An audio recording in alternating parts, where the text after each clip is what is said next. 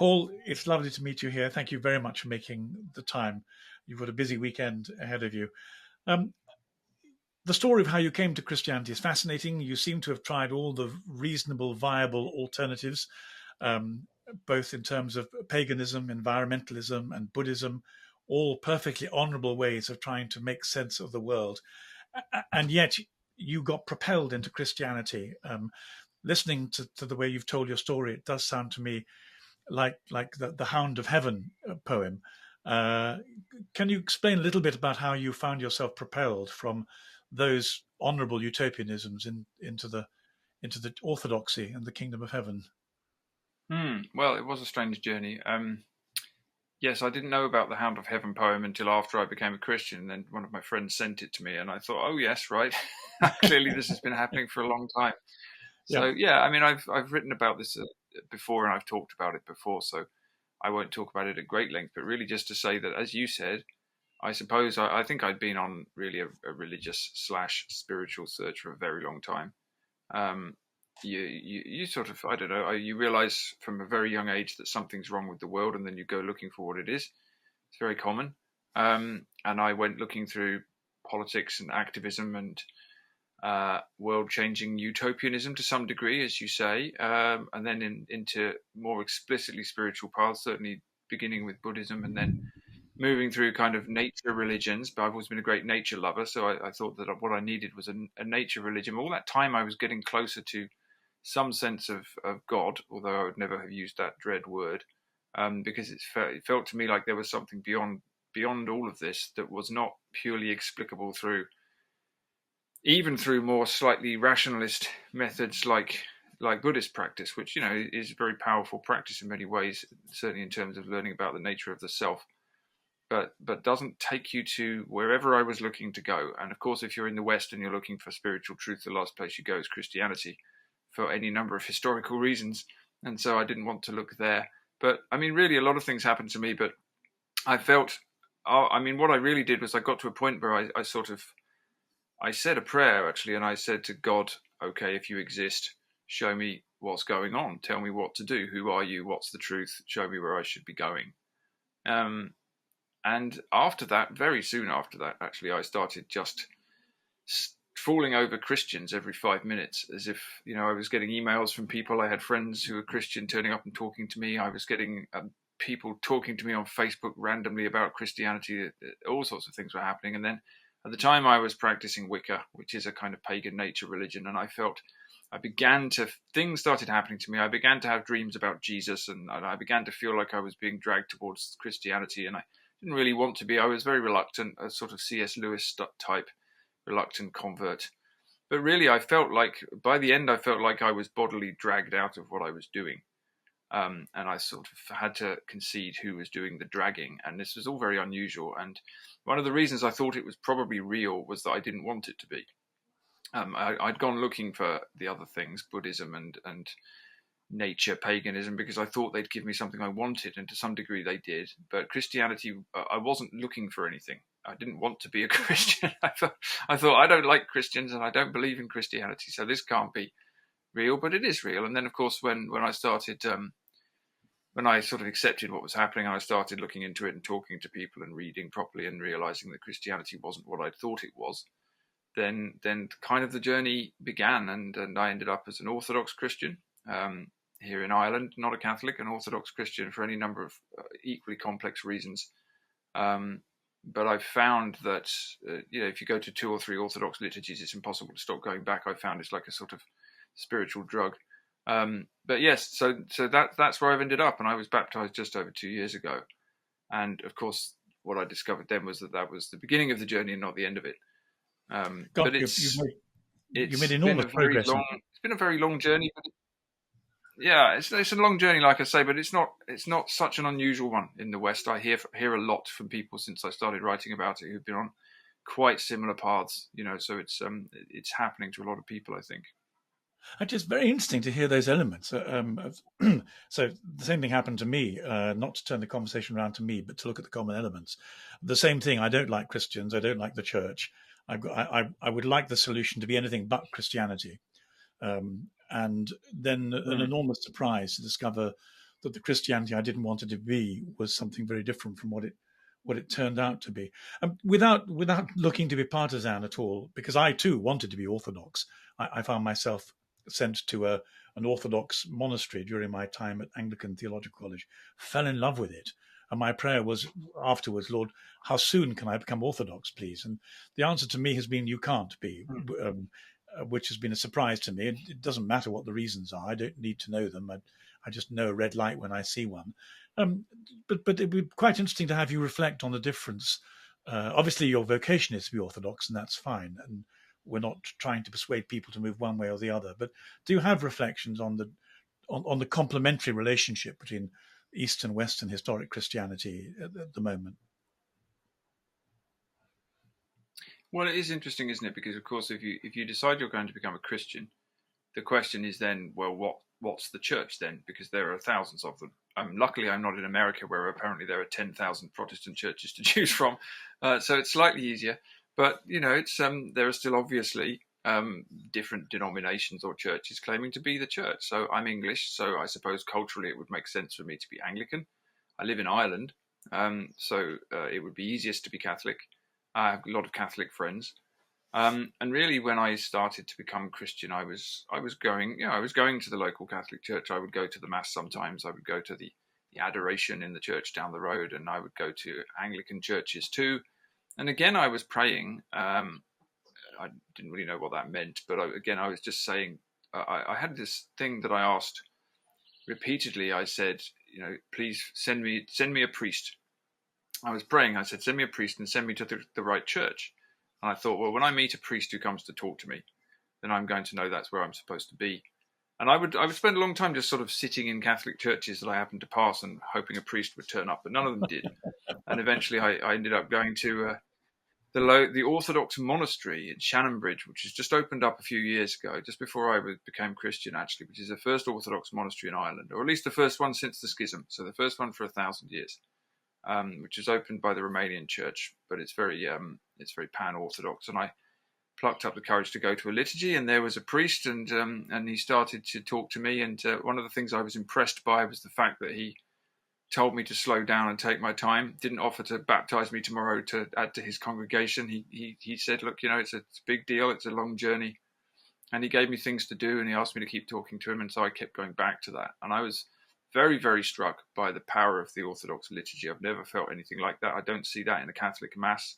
Don't see it in an Anglican church. I'd never experienced anything like it because church services, in England when I was growing up, were more like a sort of lecture with some songs. And the Orthodox liturgy is a full body kind of immersion in something that is very old and very deep. And that was, I think, probably the main reason that I became Orthodox. But there were also, I think, there was something within me that said, look, I want to go to the church that is the least changed, that has been the least changed by the modern world, that is the least worldly church. And I think that remains the Orthodox Church. And I think that the Western churches have, for all sorts of reasons, tried to modernize themselves over the last several decades to meet the needs of the world. Rational reasons, I suppose. The Orthodox Church has never had to go through modernity in the way that the Western churches have.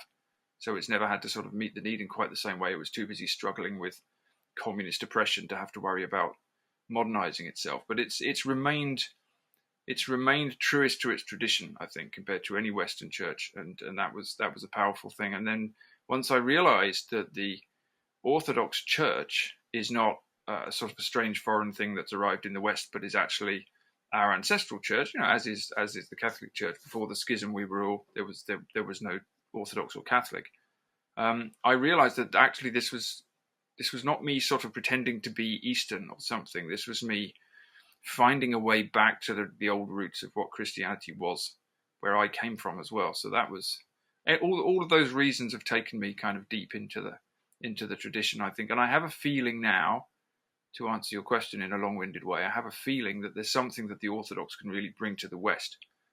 And I have a feeling that the very large number of Eastern European immigrants that have come here over the last 25 years are bringing that. They're really bringing back something very strong and very old that we have wandered away from, I think, in the West. And I think that's one reason some Western people are attracted to Orthodoxy, because it can take us back there. And it can probably teach Western people lessons as well. So we'll see. We'll see how that plays out, but I've got a feeling that there's a good reason that this is happening. That's very interesting, and also really quite exciting. The image I have is of an unbroken umbilical cord. It's a bad metaphor, really, because in order to be born, you have to cut it. But there are times when umbilical cord is necessary, and certainly one of the things that strikes me about the problem of the Western Church is its lack of confidence, which presumably is partly a result of never having come to terms with the implications of the scientific revolution and the Enlightenment and the body blow that the Renaissance also produced. It's taken 400 or 500 years, but a whole series of cultural, intellectual, and rational elements seem to have made my generation, at any rate, very unsure of themselves and unable to free themselves from this false notion of progress that we imbibed in the schoolroom and through the media and through almost every single outlet. But Orthodoxy has an antidote to it by reversing the teleology of authenticity, looking back to the apostolic era rather than to whatever distortions development and modernity have imposed on us. Do you think it's as basic as that the West needs to be rebooted and reminded that actually Orthodoxy always got it right, and the West gave itself for a mess of progressive pottage that it shouldn't have done?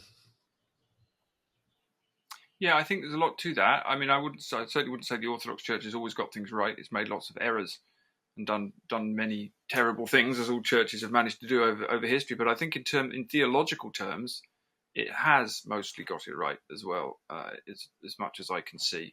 Obviously, I'm not a theologian, but there's some.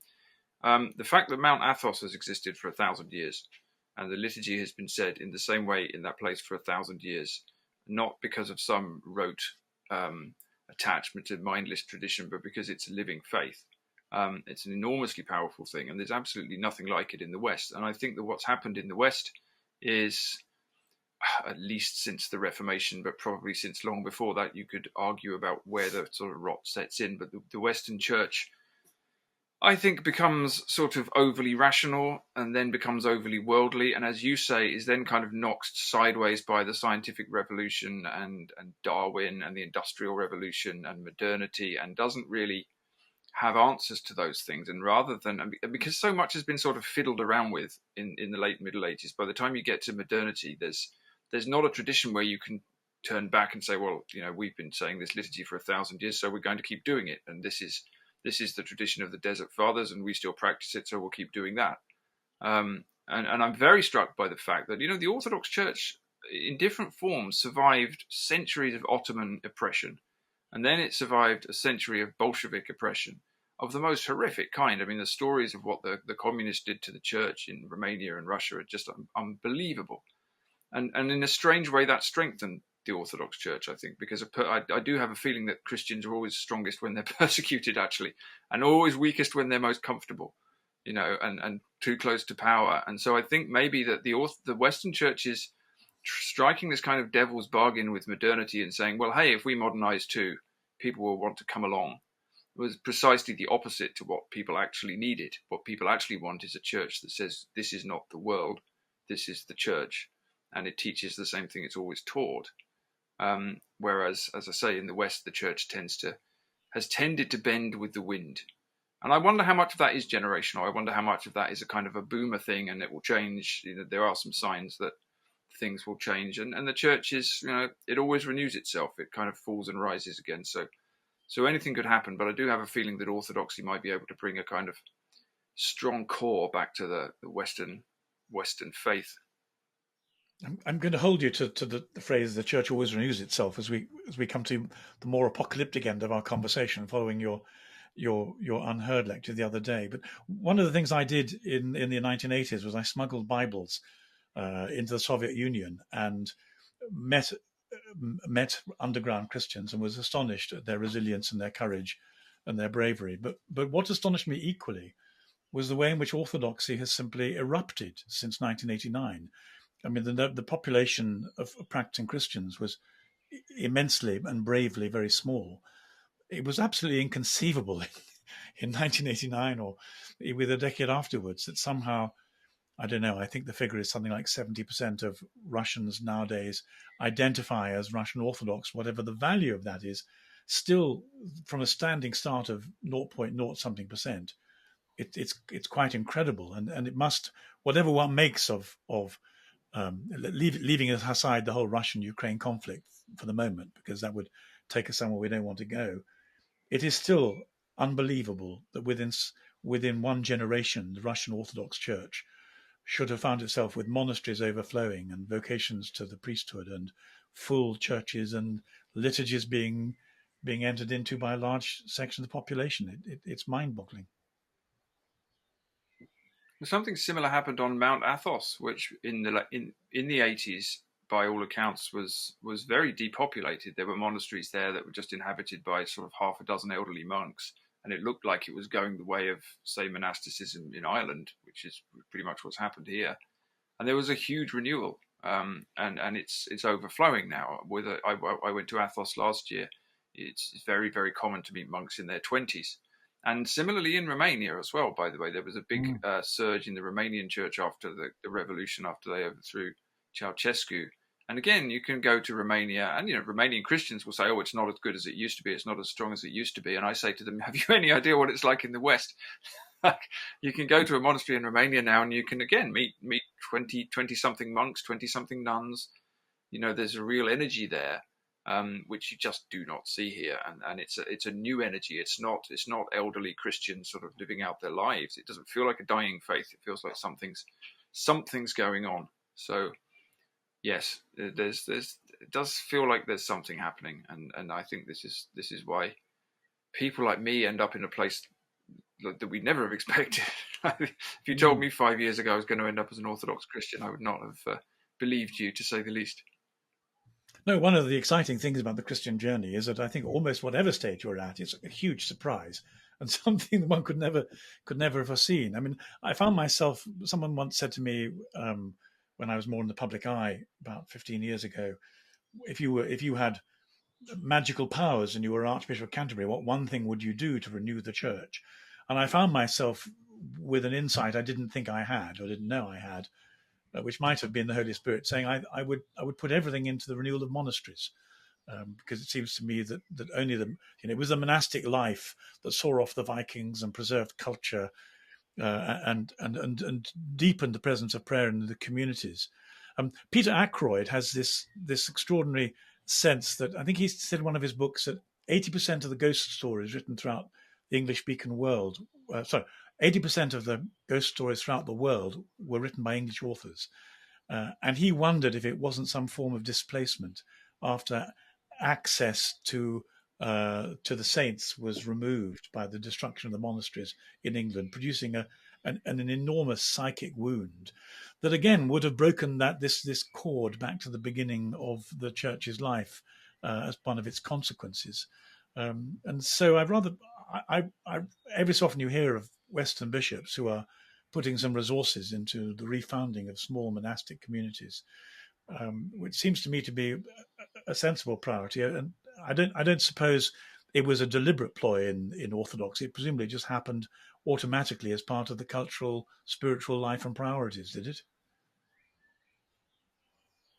Well, I don't know really. I think the other, it's very interesting what you say about England. Actually, I hadn't heard that theory from Peter Ackroyd before. It's very intriguing because it's absolutely the case that the English are the masters of ghost stories and ghost sightings. Actually, I've always felt like English Christianity started to die with the destruction of the monasteries. That was the point at which the church effectively became the world. Suddenly, the head of the church is a king, rather than a bishop. That's an astonishing thing, that's the point at which suddenly you have not got monks praying for you anymore. And that really matters, certainly from an Orthodox perspective. And I think the other thing about Orthodoxy, perhaps, is that there have never been different monastic orders in Orthodoxy. There's just monasteries. You have monasteries, male monasteries and female monasteries. They all practice the same thing, and all Orthodox lay people are daily kind of living a version of the monastic rule. It's a worldly version that's not so difficult, but it's still a version of the same thing. So you don't have all of the sort of different monastic orders slightly competing with each other either. And it does seem to be an absolutely central part of Orthodoxy. I think if Mount Athos ever falls or the monasteries ever fall, then the church dies. It just dissolves away. And I do have a feeling that monasticism and hermeticism is absolutely central to the faith. I think it always has been, at least since the Desert Fathers. And like you say, in the West, it's not exactly died, but it's certainly faded away. And maybe the return of that will change things. One of the things I've always been impressed with in Orthodoxy, and if it had been left up to me, would have attracted me to join, was the way in which the Orthodox laity have always had a very keen appetite for recognizing holiness, and have taken priority over the ecclesiastical administration in the recognition of saints and the starets. Whereas in the West, although we've had extraordinary outbreaks of holiness and a devotion to the saints, there's always been a sense that the bureaucracy has a fairly tight hold on the recognition of sanctity. And in one sense, of course, that's very helpful for keeping us free from the bogus, of which there's always an inordinate amount. But yet there's this imbalance that between, because holiness always disturbs, it always upsets bureaucrats, it always shakes institutions, and so inevitably the people who live in the institution are going to be frightened of it. But the East does seem to have a surer, intuitive sense of recognizing it and validating it and celebrating it. And I wonder how much of that is due to the structure of the church, because my worldly reason for finding it difficult to be Catholic, quite apart from the fact that I through prayer, I think I was led to Orthodoxy in the same way you were probably taken to the Catholic Church. My worldly reason would just be my real problem with the centralized power of the church. And as you say, the existence of the kind of the magisterium and the very, very tight definitions of doctrine that everybody must sign up to, and the kind of official, as you say, the naming of saints. It's very, the culture is quite different in Orthodoxy. I mean, in Orthodoxy, of course, we have bishops and we have patriarchs, and there's a hierarchy and there's a structure. But because there's no centralized dogmatic authority which tells everybody what they have to think about every issue, and because the tradition in the Orthodox Church is that, firstly, nobody wants there to be another ecumenical council because they don't think any of the leaders are holy enough. So the theology doesn't change; it's just there. We don't have a pope who can decide to tell us something about something one day in an encyclical, and we just have to all do it. But even if there was a council, the tradition in Orthodoxy is always that there's an ecumenical council. The bishops come back and they say, we've decided this, but then the laity has to approve it. And they don't approve it through a vote. They approve it through either just doing it or not doing it. So if the council, if there was some ecumenical council and all the bishops decided to rewrite the liturgy, and they came back and said, right, everyone, we're doing a new Novus Ordo version of the liturgy, people would just refuse it. And the other thing is that the churches are autocephalous. So the Russian church is not the Romanian church, is not the Greek church. And so they can do different things. And that leads to some chaos, like there's two different calendars in the Orthodox Church, which is not ideal. But I'd prefer that to a kind of centralized authority, which, as you say, will always, whenever you have a centralized power system, it will always defend itself. It will always become corrupted. And however holy it tries to be, it's always going to end up being worldly.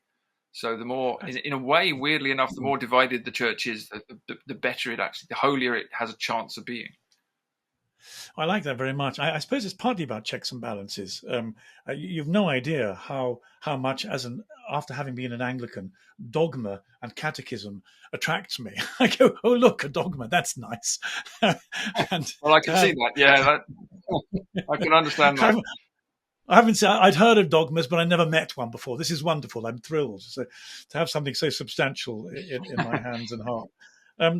But I rather think that it may be in the West that the renewal of the Catholic laity may partly be the answer to restoring the kind of equilibrium we've been talking about. Certainly, without wanting to be rude to them, the hierarchy, who are all my age, seem to be hostage to modernity and to some of the most impoverished parts of Western culture, and have lost sight of actually the rootedness of the Catholic tradition.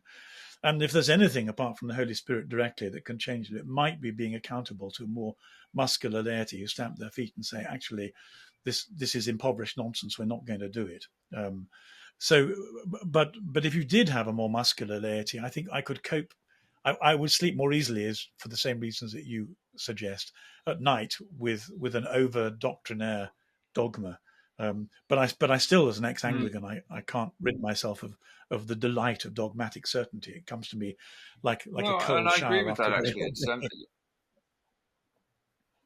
Yes, I feel the same about that. I mean, one of the reasons I became Orthodox, again, if I'm rationalizing it, is that I did want to be told, I did want to be taught what to do. The thing about the journey I've been on, and it's a very, very typical journey in the West, is because we're all such radical individualists, we think we can invent our own spirituality. So usually we'll just take a bit of Wicca here, and we'll take a bit of paganism there, and we'll take a bit of Buddhism here, and or if we decide we're going to become Christian, we'll sort of do the bits we like, and then we'll leave out the awkward stuff that seems a bit difficult for us. And I didn't want to do that. I was actually very conscious of the fact that I wanted to join a tradition and be told what the truth was, and then I was going to follow it, even if I didn't like it all, and see what it did to me. And I think that's how all real faiths work. Actually, they have a system, and the system is cohesive. And you can't bend the system and change the system. It might develop organically, but it develops slowly. And it's designed to do something to you. And if you start taking the bits out you don't like, then you've just got the modern world. And so it's important. There's a balance between having the right teaching and sticking to it, obviously having the dogma, but then not allowing the dogma to fossilize to such a degree that, as you say, it doesn't let the holiness in. That's so interesting. I was so thrilled when I began to go to masses. I went to mass at the same time as the Anglican Eucharist for about 2 years, mainly because my wife became a Catholic, and so it was the right thing to do. But the effect of it was to see both systems at work, and I realized how. What a quicksand the and again, I don't mean this to be rude about Anglicanism, but the trouble is, if you don't tell the truth, you can't have a sensible conversation.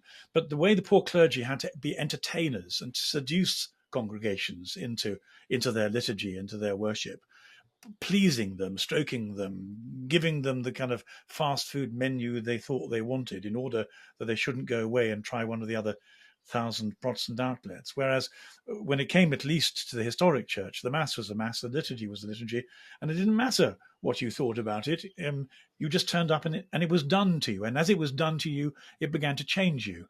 And it's this notion of consenting to being changed by something that's both benevolent and threatening at the same time. Threatening, of course, because it's threatening to your ego and your autonomy, and all those bits of your fingernails that are locked into crevices shouting, I'm not going to move, get quite rightly threatened. But it's very countercultural for anyone brought up in since the Second World War. Yeah, and that's the really interesting thing is it's become radically countercultural now to submit yourself to a tradition. And people who come from outside the West don't necessarily have this problem. I mean, you could be a British Muslim, and if you want to go to the mosque and follow Islam, there it is. Presumably, I'm no expert on this, but it's there. Actually, my wife is from an Indian family, and her family is Sikh, and you can go down to the Sikh Gurdwara, and there is Sikhism, and it hasn't bent itself to do whatever it imagines the world wants it to do. It's the same tradition that has been taught for 500 years. And the whole purpose of the modern project, I think, is to liberate the individual and to tell us that once we live in a world where we can make our own choice about everything, we're going to be happier. Sometimes that's true in a limited way, certainly. But in other ways, it's fundamentally not. And I think we've got to the point in the modern world where we're realizing that living in this marketplace of endless choice of everything will actually drive you mad. And certainly when it comes to faith, things are either true or they're not. This is either the truth or it isn't the truth. Christ is either who we say he is or he isn't. And there's no real compromise on that. And if he is, you have to follow the teaching he laid down. So you need to go and find it. And then, as you say, you need to submit yourself to it rather than imagining. I mean, if I get to the position where I think that I know enough about Christianity that I can change it because Paul Kingsnorth has seen a bit he doesn't like, then I'm in a serious state of spiritual pride. And that was exactly what I didn't want to do. So I submit myself to it. And, are there bits of the church that I feel uncomfortable with? Yeah. Are there things I'm not sure about? Yes, but I do them. And then the mystery is that the deeper you go into them, the more things start opening up and you go, oh, yes, that's why that's there. I didn't realize that. I didn't understand that. And it's the practice of it. But you have to, as you say, submit yourself to the existing structure and tradition, and then just let it work on you. And then it works on you and mysteries happen. But that's very, very much against everything we've been taught to do and be. So let's jump from that into the strengths and weaknesses of the machine. In one sense, if you and I are right, we might then go on to say, well, poor old secularism, it's had its day. It's produced sort of hyper-consumerism, hyper-subjectivism. People are being driven mad by it in the way that the tradition has always said they'd be mad. And so it must give way before something. And yet, at the same time, you're warning us that the way the machine has been developing, technologically at any rate, looks to be all powerful, all demanding, and all controlling. How do we manage this dichotomy of the essential weakness of secularism in terms of the way it doesn't contour itself to the needs of the human soul, and the fact that we've somehow given birth to a technological event that we can't control anymore? Well, I've been thinking about this for years, and I've been writing a series of essays about it specifically for the last 2 years, partly to try and explain it to myself and to work out what I think is going on. And the point I've got to, I think, and this is it's not coincidental that my Christian journey has really started at the same time as I've been writing this. I think I wasn't explicitly writing Christian essays, but they can't stop going in that direction. But what I've realized, I think, is that every culture on earth is always cored around God. It's always cored around the divine, and our culture's understanding of what the divine is. And it may manifest in different religions or faiths, but they always point towards where they think the divine is. And we've created a culture in the last several hundred years in the West where explicitly we've said, actually, we don't need that. We've gone beyond that. That was just a superstitious thing that people did in the past because they didn't have science. And now we know about science. And we know about, we can manipulate the world with technology. We're very, very clever at that. We don't need all of these old fairy stories about sky pixies and the rest of it. And that's sort of the story I grew up with. And on a shallow level, it's quite an attractive story. And it's a story that comes out of all the power that humans have now, because we can send rockets into space and create nuclear weapons and genetically modify things. And so we have this incredible technological ability that we've never had before. But I think we can't live without God. And so what we're doing is we're turning this new technological matrix we've built, which I call the machine, which is a phrase I borrowed from many other writers in the past. We're turning that into a form of religion, because we need a religion. We need to put something on the throne of the culture. And so what we're doing is Chesterton said, if you don't worship something beyond the world, you worship the world. And above all, you worship the strongest thing in the world. And the strongest thing in the world is technology. So what we're doing is we're creating a kind of technological god. And you can see this very explicitly with AI at the moment. And you can see it very explicitly with the transhumanist movement, all of whose leaders very openly talk about how they're making God and creating God and becoming God. And we are attempting to create life, create new intelligence, control the planet, control the universe. And that kind of creativity and control is what gods do. And we are trying to make ourselves gods because we haven't got a god anymore. And so I think what we're doing is sometimes explicitly and sometimes implicitly, we're taking this huge power we've got, confusing it with wisdom, imagining that we can create life and manage the world, and turning ourselves into gods, which of course is exactly what the snake in the Garden of Eden told us we could do if we ate the apple. So in that sense, it's not a new story. It's the playing out of a very old one. And one of the reasons I was so struck by Christianity, incidentally, when I became a Christian, was reading that Genesis story again for the first time, almost as if I'd never seen it before, and thinking, hang on, this isn't just some old myth from 3,000 years ago. This is the story of human life every day. And here we are, and the rebellion continues. So I think it's the rebellion against God made manifest in technological form. Because we can't live without God, we're trying to create God, and it's going to end the way it always ends.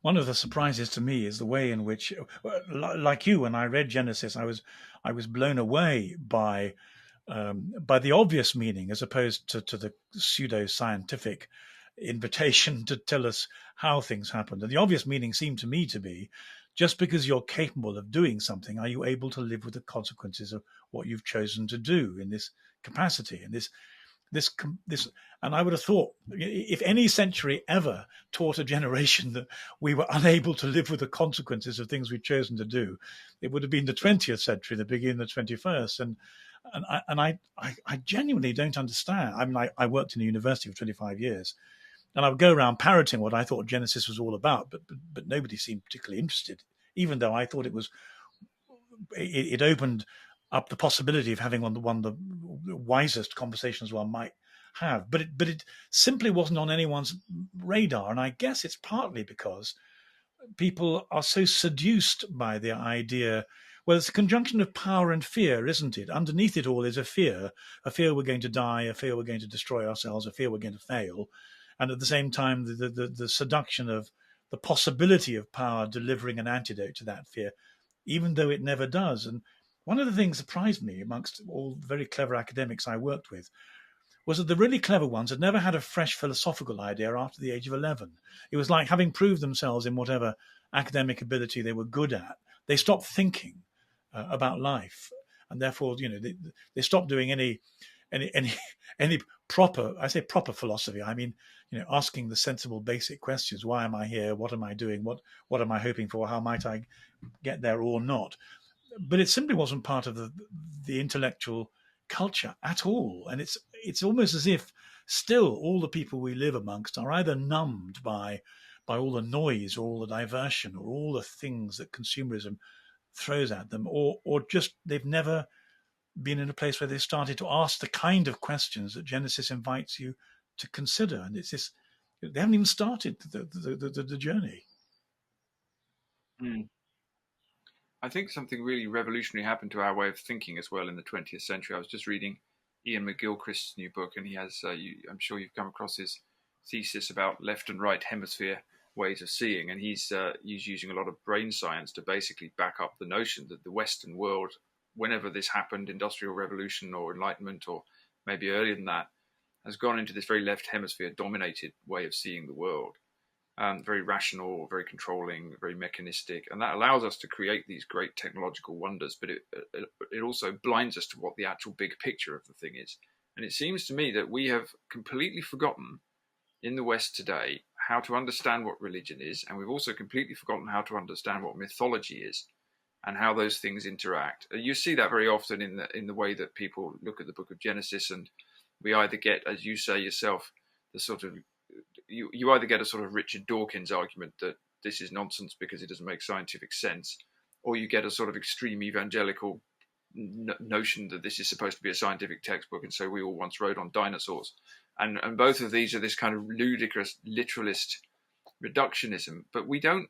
It's like we don't understand what religion is, what the sacred stories are, and we don't know how to read them, and we don't know how to understand what the liturgy does, or we don't know how to read myths or creation stories. There's a whole part of the human mind where people used to understand the level on which this operated, and we don't get it now. We think like almost like machines. We're very good at analyzing things, but we can't step back and let them work on us. And a story has to work on you, and a religion has to work on you, and so we don't. Because we've cut out this vast area of human life, which is what we call religion, spirituality, mythology, it's like we don't have access to a lot of things that our ancestors once did. So we don't have access to a whole layer of reality now that all of the people of the past would have understood. And so it's like we're blind in one eye, I think. We think we can see 100 miles. It's true, but we also don't have any people leading the way to do that. I don't think I'm breaking any Chatham House rules, so I'll be careful nonetheless. I was part of a group of 10 academics or ex-academics who met both Peterson and McGilchrist in Cambridge, sort of a quiet backroom seminar in which they both put their ideas in front of us. And it turned out, the way it had been organized, that most but not all of us were practicing Christians.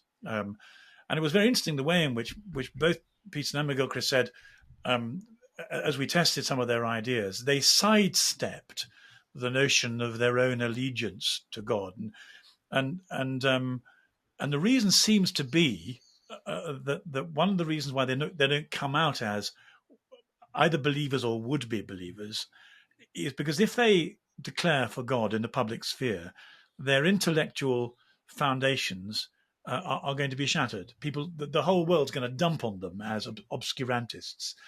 And in one sense, I don't mind that too much because both of them are working covertly for the wisdom tradition.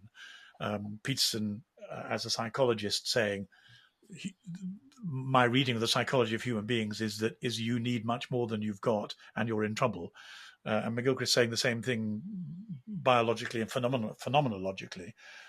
But it's extraordinary that they're not in a position in terms of the culture wars to say, and I believe. And so we don't have anyone really in the public sphere commanding the respect of both the academy and the media and the person in the street, able to bridge this gap between the wisdom tradition and the impossibility of living in the circumstances that modernity has imposed on us. Yeah, but I think that we're getting to the point where you have to make that stand, and I find it. I mean, I find Jordan Peterson quite frustrating, to be honest, because he talks relentlessly about Christianity in the public sphere, and he talks as if he's a Christian, and he records videos about what the Christian churches would do. But then when you ask him if he believes in God, as you say, he sidesteps it. Or are you a Christian? He sidesteps it. And I think you've got to at some point, you've got to get off the fence. And actually, I think someone like Peterson, who basically talks about Christianity 90% of the time, would gain a great deal of strength from actually just committing himself and saying, I'm going to do this. I do wonder whether I don't know him, obviously, but I do wonder whether he can see the enormity of how he would have to be changed, and so he doesn't want to go there. Because it's one thing to talk about it and another thing to do it. But I don't know. I think maybe we've got to the point where, people actually need to just stand up and say, look, I don't care what you think. This is what I believe, assuming they do. I mean, who knows what people believe in, but at some point you have to make the jump. And I think maybe the time has passed where that kind of agnosticism works, because I'm not sure it even really persuades anyone. And if you really have convinced yourself that God is at the center of things and that needs to be said, then you kind of have to say it, Yes, I agree and I disagree. I can still see the virtue of the sort of agnostics luring unbelievers towards the kingdom of heaven by giving them the interpretative mechanism to find their way to faith. Peterson saying, "Look, it all works. Here are I'm really just presenting Christian virtues, and it works. So why don't you?" I think for him, the considerable difficulties. One is, I think he's too intellectually wedded to Carl Gustav Jung, and over lunch I did my very best to unwed him. But in 45 minutes over 3 courses, what can you do? And I think there is of course also the problem of that moment of surrender when you do the C.S. Lewis thing and you get down on your knees and reluctantly you say, "Yes, you're God and I'm not." And the problem with Jung is he's one of the arch deceivers in terms of relocating the divine from out there to in here, completely improperly with terrible circumstances. And then the third thing for Peterson is that his whole audience will change immediately. But nonetheless, I agree with you. There comes a point, I think, where, who knows if the point has passed for him or it's still to come, where you have to go with the courage of your convictions. But I still wish that McGilchrist and Peterson, since they're both effectively talking Christianity from their enriched grasp of their own disciplines into the public sphere, I wish they'd joined the dots properly, and because without them, who do we have? I mean, there are so few public intellectuals. I mean, was Solzhenitsyn the last one? There have been very few people who've had the respect of our culture and at the same time have been determined Christians and paid a price for it. I think that's true, and I wonder how that will change with the next generations, because I think things are getting pretty bad in our culture and in the world, and I think it's very difficult to be young now. And I think that the more intense the machine gets, the more horrible kind of individualist, consumerist, broken society gets, and it is going in that direction, the more people are going to reach towards truth and the more people are going to find it. And so I wonder whether the next generation is going to generate people who are much more I mean, I think your generation and mine, the sort of the baby boomers and the Generation X people, we had the luxury of being a bit arch and ironic about the world. We could sort of live comfortably in the post-war West, and nobody ever made us fight, and our culture wasn't collapsing, and it was fine. And I don't think that's true anymore. And so I think that, as I said earlier, I think when Christians are up against the wall, as all humans are, they start producing the goods. So I wonder, as we get less comfortable, whether people are going to start whether we're going to produce more public figures like that. I don't know. I hope so.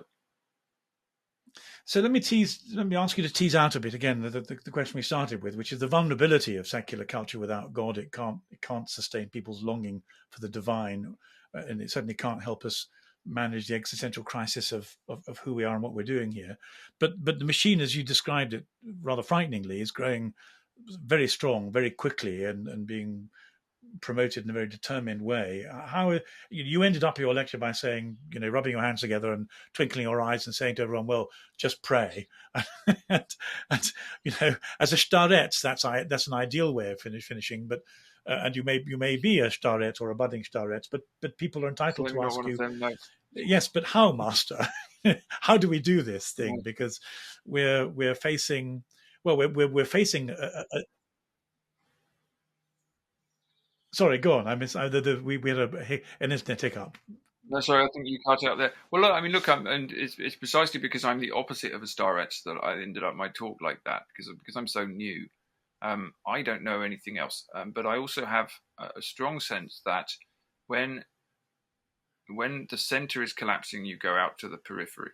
And that's where the wisdom is to be found. And it's one of the reasons I'm so interested in this sort of wild Christian tradition, the Hermetic tradition, the monastic tradition, the Christians who lived in caves, the desert fathers, partly because that's just what I like doing as well. But it's also because I think actually those are the places where either when the church is in trouble or where society's in trouble or when it's become too comfortable or when it's collapsing or something bad is happening in the center, you go to the edges, you go to the wilds and you find the wisdom there. And you can either do that within, which I suppose we should all be doing anyway, or you can literally do it by going to live in a tomb like St. Anthony or in a cave like St. Seraphim of Sarov or any of the great saints of the tradition.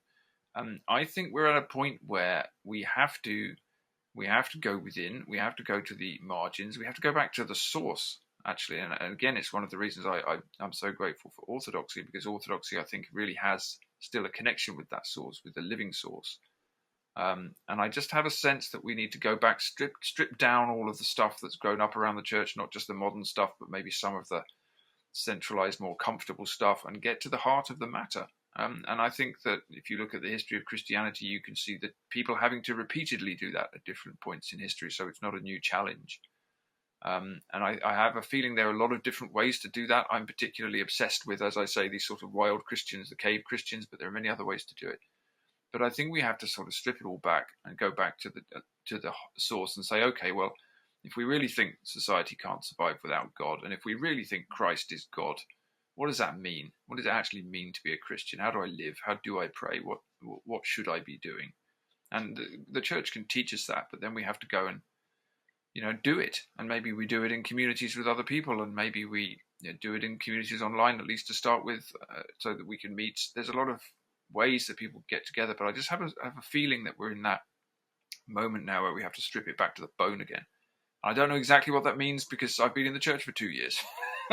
It's an intuition, but I do. It's quite a strong one. It resonates very strongly with me. I think I see the church.